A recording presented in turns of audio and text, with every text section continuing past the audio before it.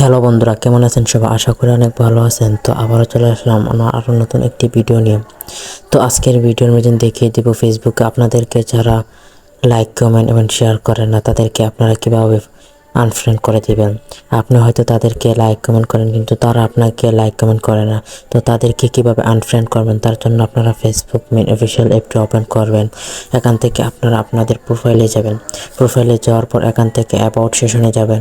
About সেশনে যাওয়ার পর এখান থেকে আপনারা সি অল ফ্রেন্ড এটার উপর ক্লিক করবেন। এটার উপর ক্লিক করার পর এখানে ম্যানেজ দেখতে পারবেন, তো ম্যানেজের উপর ক্লিক করবেন।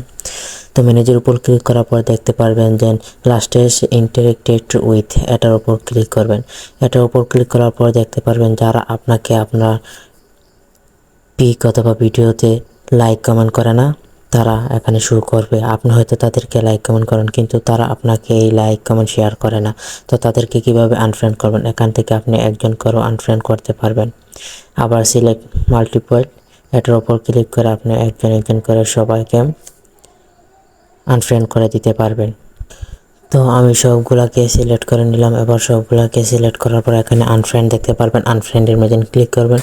তো সবগুলো আপনার দেখবেন আনফ্রেন্ড হয়ে যাবে। তো আমি আনফ্রেন্ড ক্লিক করলাম।